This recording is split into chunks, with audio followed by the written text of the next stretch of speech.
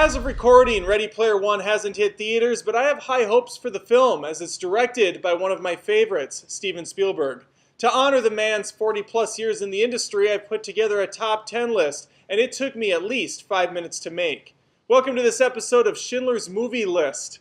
That's a working title, brought to you by Guru Hub. Before I begin the list, let's go over some box office numbers. I was a curious little cat to see which films drew the biggest numbers over the years, and I was a bit surprised by the top three. At number 1 is E.T. with a lifetime pull of over $435 million. None of these have been adjusted for inflation, but I will give you an example. This $435 million pops up over the billion mark. In the second seat is Jurassic Park with $402 million. I'm guessing the merchandise added a lofty amount to that already impressive figure. Indiana Jones, wait for it, and the Kingdom of the Crystal Skull. $317 million to date. A lot of people are going to be upset to hear that one made the top three, like these gentlemen via Twitter. A lot of broken hearts there. Now the moment I've been waiting for. My top 10. Fire it up. There's no one over there. I'm alone. One of the biggest directors teams up with one of the biggest stars for an alien invasion movie called War of the Worlds, and we get ample amounts of Tom Cruise running, which is always a good thing. The man can run. He runs like the wind. Bullseye. Sorry.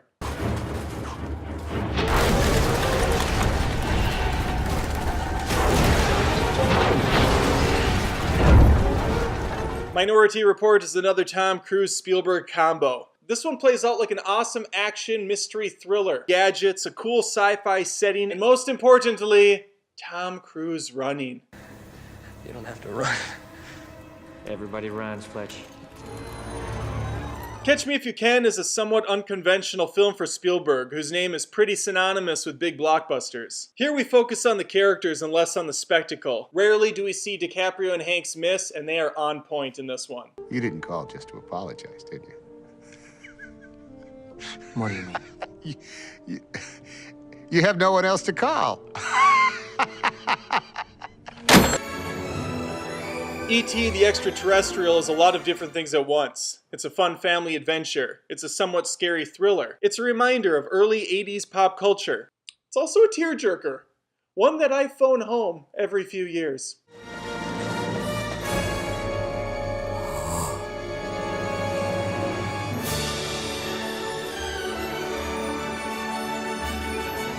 Saving Private Ryan is certainly a big Hollywood picture full of A-list talent, an incredible score, and a lot of traditional Oscar bait performances. It also just happens to be an incredibly powerful film. Kane is a fan of Private Ryan too, loving it equally with my number 5 pick.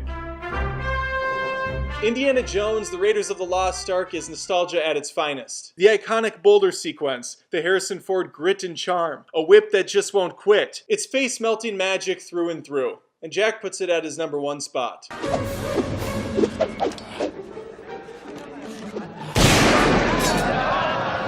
I'm a sucker for a good alien movie. I'm also a huge fan of the X-Files. Close Encounters is the reason I love both. Watching Dreyfuss go borderline insane as he uncovers the location of a UFO is extremely entertaining. There isn't a lot of big special effects until the final act, making the discovery of the floating lights that much more intriguing.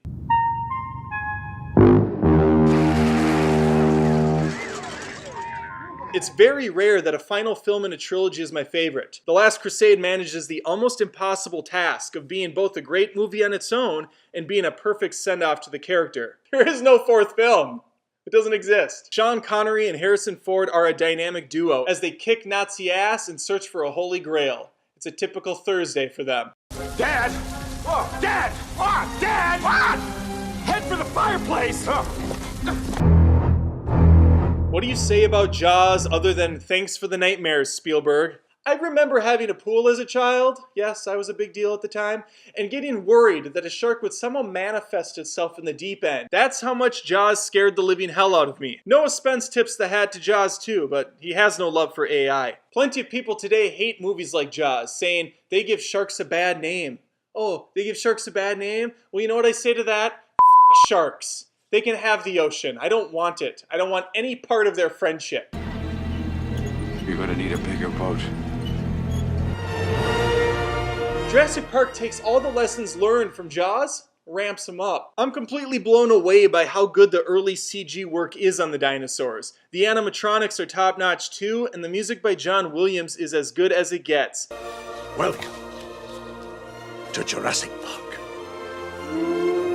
S Squared, I call him that now for this one time only, has directed some of the most iconic films to date. While some of his newer flicks like the BFG kind of missed the mark, I still have hope that he will deliver on the greatness again soon. Let's turn back to Twitter one more time, see what they have to say. Phineas Cakehill has an amazing Twitter handle and loves the indie flicks. Not a fan of AI though, stating that he wanted to leave after 5 minutes and didn't realize it was 10 hours long. He also throws shade at E.T. in the 11th hour. Damn, I love your name, Cakehill, but you are one vicious son of a bitch. Red Light, Green Light, repeated a million times for some reason, says his favorite is Schindler's List, and he's one of the many that did not like Indiana Jones and the Kingdom of the Crystal Skull. I would have put Schindler's List on my top 10, but I'm depressed just thinking about the subject matter. It's a beautiful, albeit miserable watch, much like a hot dog eating contest. Well, that's the show. Thanks for watching. You're gonna need a bigger list. That's a working title. Brought to you by Guru Hub. How about we end with a Tom Cruise running montage? Still talking to no one.